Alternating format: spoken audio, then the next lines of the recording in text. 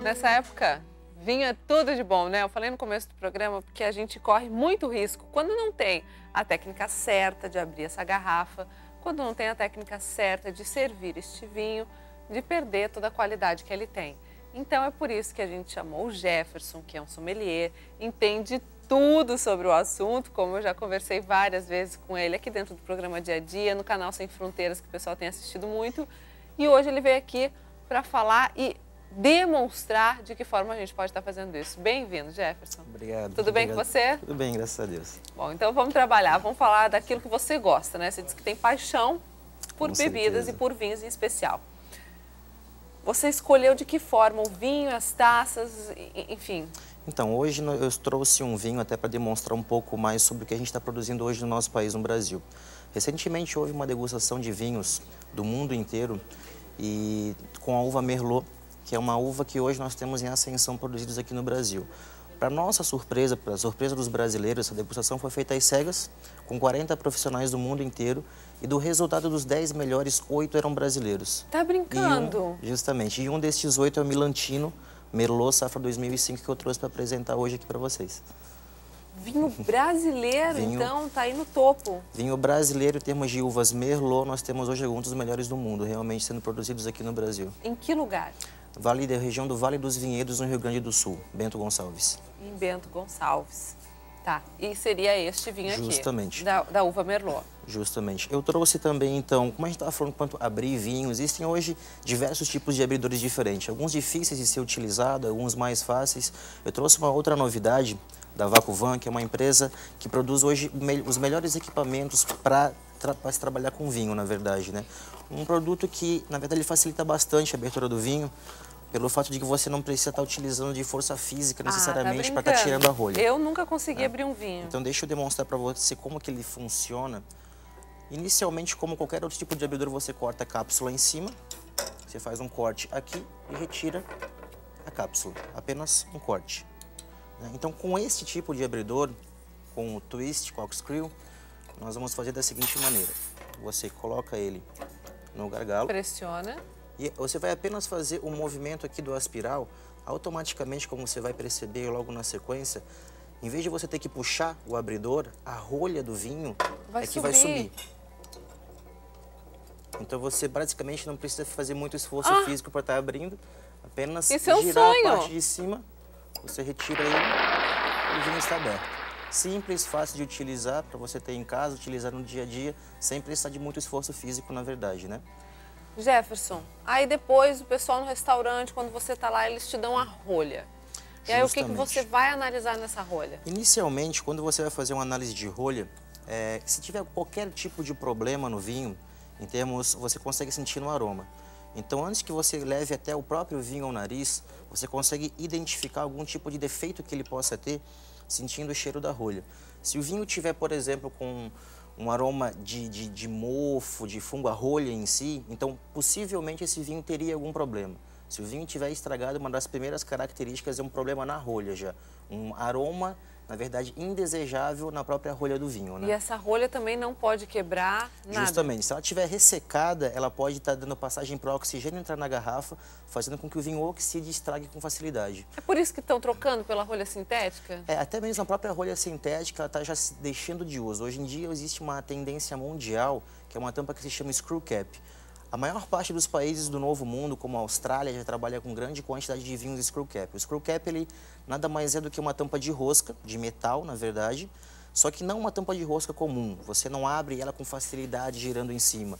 Ela tem um segredinho que você segura no gargalo, gira o fundinho da garrafa, ela estoura um lacrezinho e você retira a tampa. Os admiradores de vinho vão ficar meio receosos com isso, não Justamente. vão, não? Hoje em dia já existe um certo preconceito, mas assim, é porque a rolha em si de cortiça, por questões ecológicas, ela está sendo produzida em pouca quantidade, sendo, no caso, proibido, não necessariamente proibido o uso, mas a quantidade já não é mais o suficiente. Então, assim, você vai encontrar uma rolha de cortiça de qualidade em grandes vinhos, vinhos de guarda. A maior parte dos vinhos disponíveis hoje no comércio, disponíveis no mercado, são basicamente para consumo imediato. Podemos dizer que 90% do vinho disponível é para consumo imediato. Logicamente que você tendo um vinho sem rolha, perde um pouco daquele charme de você abrir o vinho, de tirar. Porém, por uma questão de você manter a qualidade de um vinho que é para ser bebido jovem, a screw cap hoje realmente está cada vez mais sendo utilizada. Mas eu acho difícil enquanto isso não se tornar lei, né? Justamente. Ainda assim, como comentei anteriormente, existe já muito preconceito a respeito disso hoje, mas vai chegar um momento que você vai ter só aquele produto disponível e eu acho que a gente não vai deixar de consumir o vinho que a gente gosta. Hoje dos vinhos disponíveis no mercado, aquele que vem com a rolha tradicional e aquele que vem com a rolha sintética, isso já caracteriza baixa qualidade? Não necessariamente baixa qualidade, mas geralmente vinhos mais simples costumam ter rolha sintética. Na verdade, quando o produtor ele produz um produto de qualidade, geralmente você tem um primeiro vinho, um vinho simples, um vinho de combate. Quando se produz algo, se procura produzir algo com qualidade, logicamente vai se procurar sempre usar o melhor material possível, desde do tipo da garrafa que é utilizado, a rotulagem do produto, a tampa. Mas, justamente por essa questão da escassez da cortiça em si, a rolha sintética foi utilizada já em grande parte dos vinhos e agora já está se passando para um screw cap. Vamos servir. Então, eu trouxe uma taça temperatura grande, desse vinho, Jefferson? Geralmente, temperaturas de vinhos tintos, a gente costuma consumir vinhos tintos de médio a encorpados na faixa de 18 graus. Vinhos mais leves, como o Pinot Noir, você pode estar consumindo 16, 17 graus. A gente ouve muito falar assim, não, vinho tinto temperatura ambiente. Correto em partes, temperatura ambiente europeu, né? Nós trabalhamos, na verdade, aqui no Brasil, nós temos um clima tropical, então realmente é um pouco quente. Em dias mais frios, nós podemos abrir a garrafa e tomar tranquilamente, mas realmente em dias quentes seria importante que a gente deixasse ali coisa de 10 minutos, só para dar uma refrescada na garrafa para estar consumindo. Nada que possa gelar o vinho demais, porque não só o vinho, mas qualquer coisa que você consuma de produtos em geral de bebidas, que esteja gelado demais, isso congela as suas papilas gustativas e você não consegue sentir o sabor do produto. Nem a cerveja? Nem a cerveja. A cerveja, quando é gelada demais, você não sente o sabor dela, na verdade, né?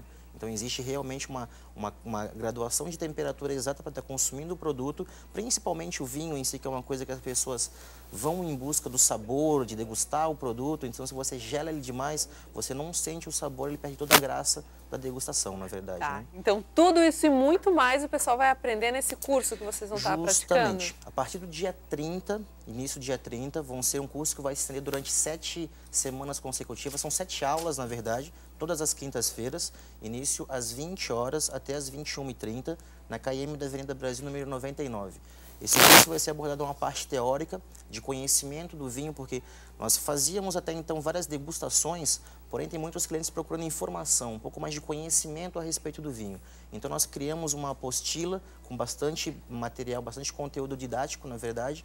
Isso vai ser passado para os alunos, juntamente com aulas práticas também de degustação, onde serão degustados vinhos com as principais uvas que são empregadas na produção de vinhos finos de qualidade. Então, a partir do dia 30 de junho, na KM, que fica aqui pertinho da TV Mocinha, bem no início da Avenida Brasil.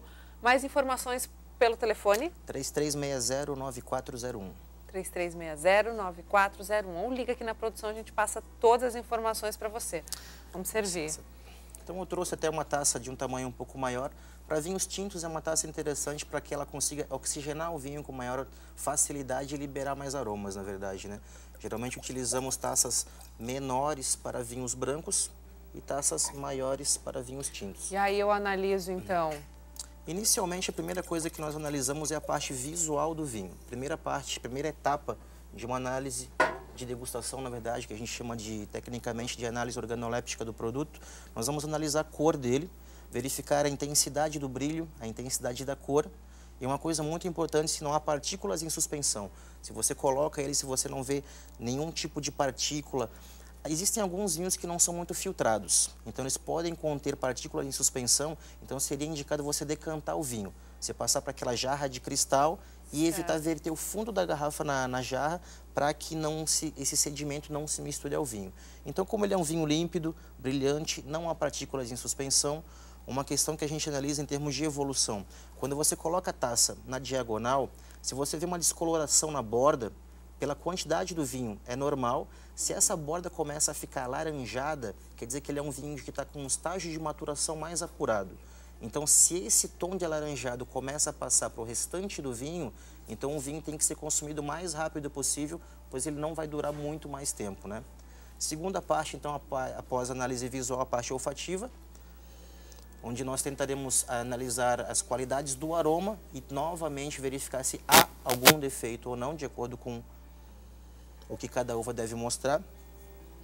Esse é um vinho, na verdade, que nos mostra, como qualquer outro vinho, na verdade, de uvas tintas, aroma de frutas vermelhas muito frequentes, aroma de fruta preta, como ameixas maduras, que é uma questão bem característica de uva Merlot, na verdade, né?